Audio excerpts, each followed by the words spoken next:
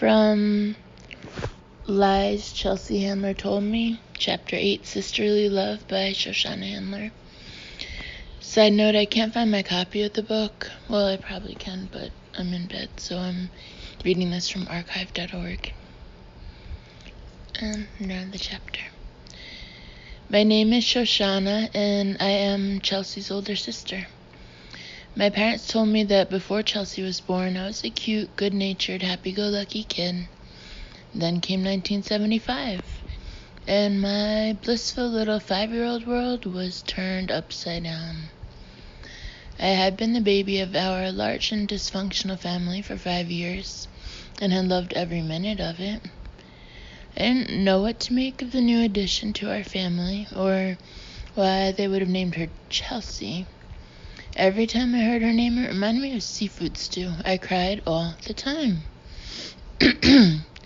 Chelsea had an all-consuming presence. Felt like being hit by a train. My father has told us all many times over that when she was born, she came out with such a strong cry that the nurse said to him, "You'd better watch out for this one." Over the years, I became more quiet and pensive as Chelsea's boisterous personality took center stage. She was full of piss and vinegar from day one, and could throw a tantrum that would put any toddler to shame. This kid was a force to be reckoned with, and my parents were already exhausted with their other 5 kids. They were in no way prepared to handle raising this particular child, and their feeble efforts were of little consequence. Besides, our mom was always napping, knitting, or cooking, and was too soft-spoken to really stand up to Chelsea. By the time Chelsea was 3, she had the street smarts of a 9-year-old, and I may as well have been born yesterday. We were complete opposites like oil and water, and never agreed on anything. If I was watching a TV show she didn't like, she would say something like, "A package just came for you, Shauna," or "Mom just took some brownies out of the oven," and then take over the television. I fell for it every time. I would come back into the room and wage war in the form of a wrestling match.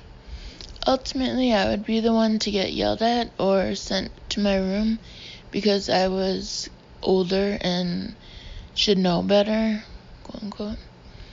We fought constantly and wanted to rip each other's throats out for most of our childhood.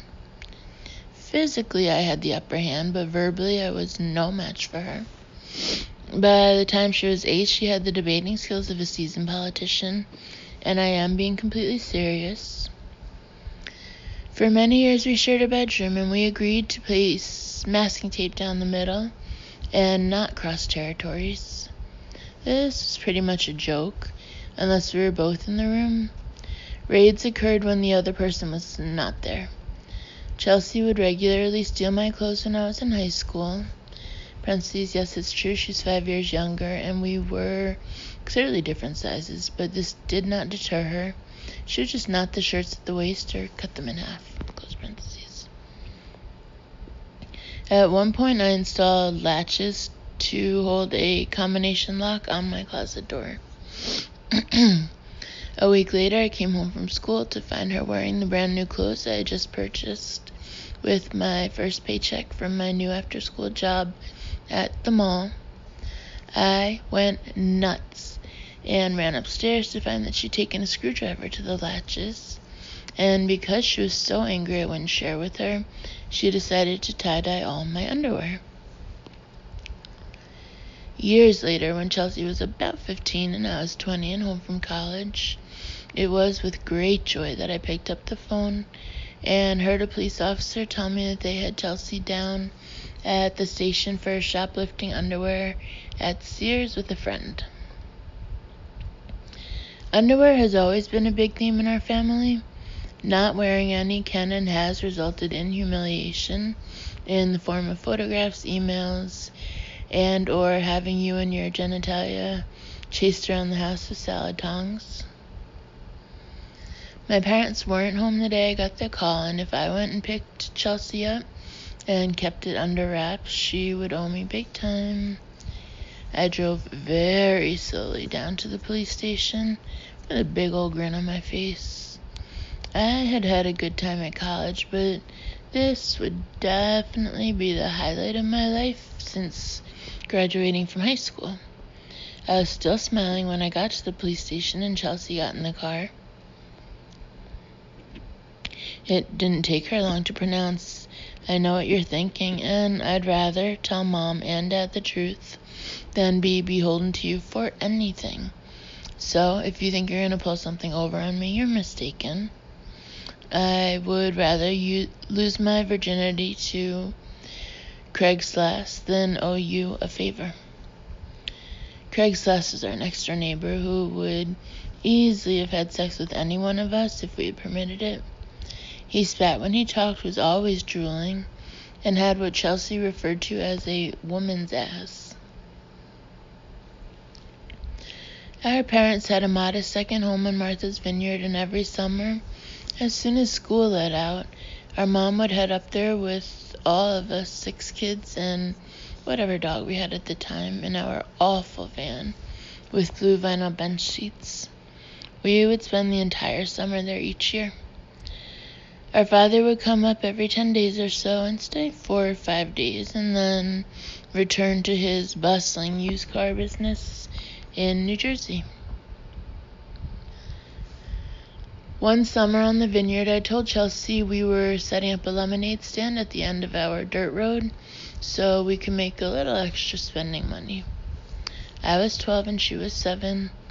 Things at the stand were hopping for an hour or so, and then sales fell flat. Chelsea, clearly bored, thought she should spice things up with a big sign for a raffle to meet Carly Simon, who lived on the vineyard too, but whom we did not know. "It will get things moving around here," she said. "But that would be a lie, Charles." "So what? No one's gonna actually win the raffle, retard." "But what if the police come around? I don't know about this." I was always a big worrier. She looked at me with disgust. "The Martha's Vineyard police are not concerned with the two of us, Shoshana. They have bigger problems than a 12 and a 7-year-old selling lemonade and fake raffle tickets. Why are you such a Debbie Downer?" This is what Chelsea called me, and still calls me to this day, when I bring up a point that she doesn't think is necessary to discuss. Things did pick up a little with the raffle sign prominently displayed. We found ourselves fielding a lot of questions about Carly Simon, but Chelsea was always fast on her feet and had an answer for everything. I let her handle it. Of course, some of her answers were ridiculous, but who was going to challenge a 7-year-old? At one point, a lady on a bike stopped and bought a lemonade and a raffle ticket and asked if we thought Carly might sing for her if she won the raffle.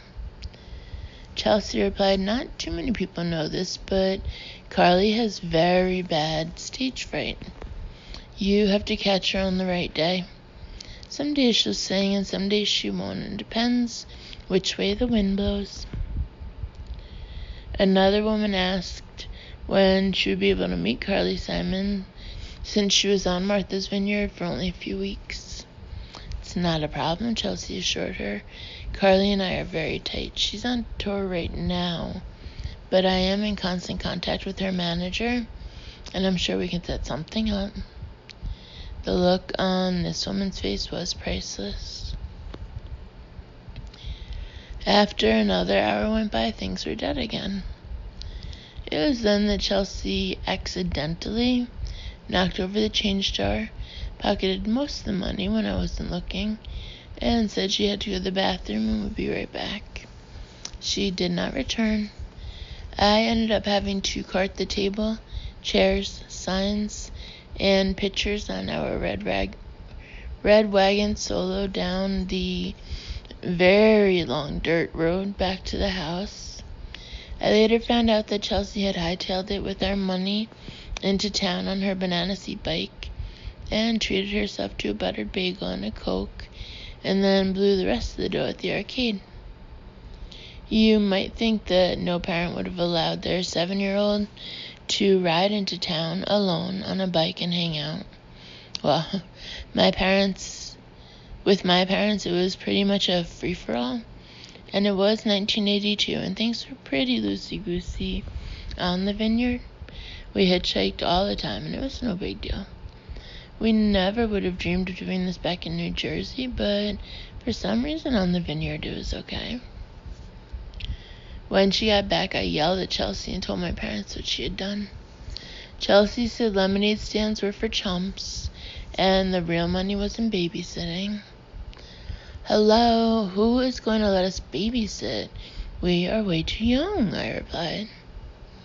Listen, Shauna, if you lost your goody two-shoes looks, we could easily get you up to age 14. I could pass for 10. I'll say I'm your assistant, and we'll split the profit 60-40, 60 for me, since it's my idea. Chelsea had already inherited some of my used car dealer father's warped reasoning, and it was maddening to deal with. Maybe in a few years, girls, not just yet, my mother wisely chimed in. Stick with the lemonade stand for now. We had 3 older teenage brothers, and when we were up on the vineyard, they got to sleep in the basement. The basement was a cool place to be. It had a separate entrance, its own bathroom, and a little fridge. It was like a clubhouse. My brothers' names were painted on the walls, and there was thick, shaggy carpeting and bunk beds everywhere. My brothers had a stereo and a million records, and were usually playing Cat Stevens, Neil Young, or the Grateful Dead. There were even a couple of bongs down there, but we didn't know what they were at the time. At least I didn't. Mom told us they were microscopes. She was completely clueless about drugs. Our brothers had jobs during the summer, so they were often gone during the day. Chelsea and I would go down there and snoop around when we got bored. One day I found a rubber snake in my brother's stuff. Chelsea was, and always has been, petrified of snakes. At the time, I'd had a rough few days of Chelsea's shenanigans, and I wanted revenge. For a week, she had been daring me to drive an old 2-door Datsun around our dirt road while my mother took her daily nap. It was a better car than my dad left on the island year-round. Chelsea had kept egging me on, calling me goody two-shoes, and saying I was a giant sissy, and that she would get her driver's license before I did. I was sick of her teasing, and finally drove the car just to shut her up. But, of course, I dented the door on a big tree branch in the process. My father came up to the island the next day and went off on me as Chelsea smiled devilishly behind him. Before bedtime that night, I took the rubber snake I had found earlier in my brother's room and put it under Chelsea's pillow. She climbed into bed, snuggled in, felt the snake, then saw it and went apeshit. Blood-curdling screams could be heard up to a mile away. She was absolutely hysterical and practically having a seizure while hyperventilating at the same time. I had a hollow feeling in the pit of my stomach. This wasn't good. I hadn't really thought this one through. I was screaming, "She's a toy! It's fake! It's fake, okay?" I could hear footsteps approaching quickly, and they sounded ominous. I tried to cover Chelsea's mouth so no one would hear her. She kicked me in the casoppus, wrestled me off her, and literally slid down the stairs and into the main living room with her ass bouncing off each step. My mother was already rounding the corner when I got to the bottom step. I looked up just in time to see my mom's hand reach out and slap me across the face. She didn't even ask what had happened. She could tell from Chelsea's reaction that it had to have been something bad. Chelsea was yelling, snake! She sounded like the girl in Jaws yelling shark, but worse. It was the only time my mother had ever hit me. Until that day, my parents smacked Chelsea all the time. They never hit me. I think they felt sorry for me, and I appreciated their pity. For many weeks following the snake incident, I had rocks, dirt, or sand under my own pillow to welcome me each night. Once Chelsea was a full-fledged teenager, our relationship hit new lows. She thought I was a band geek pansy and about as exciting as a 60-year-old librarian. I thought she was a possessed and troubled degenerate on the fast track to trouble. We had absolutely nothing in common. I was very easily embarrassed, so she would yell Bertha at me in public and make everyone stop and look at us. It was horrifying and basically the only time she spoke to me, aside from swearing at me. She thought it was hysterical and loved to see me squirm. We just couldn't stand each other, and we even went through a couple of years where we didn't speak to each other at all. She also raised hell with my parents. The completion of her bar mitzvah was a miracle in itself. My brothers all had wagers with each other on whether it was actually going to take place. Most kids prepare for a couple of years. Chelsea regularly skipped her sessions with the cantor and rabbi. They had never in all their years at the temple worked with a child like her before. She regularly swore at them. She was always defiant, never prepared, and repeatedly said she wasn't going to practice until a week before the ceremony. At one point, she slammed down the Torah and exclaimed that all this was practically child abuse because she wasn't ready to commit to having a bat mitzvah and wasn't even sure she wanted to be a Jew. It wasn't pretty, but in the end, she somehow managed to pull it off without making any mistakes. This, of course, drove me insane, as I was silently hoping she would embarrass herself the way she had embarrassed me so many times, but on a bigger scale. Pure Schadenfreude? Google it. It wasn't until I was 24 that I became determined to repair my relationship with Chelsea. I was single, living on my own in Seattle, and working as a registered nurse. I really wanted to take a trip up to Hawaii, and I wanted Chelsea to come with me. Additionally, I was a bit of a late bloomer, but I was finally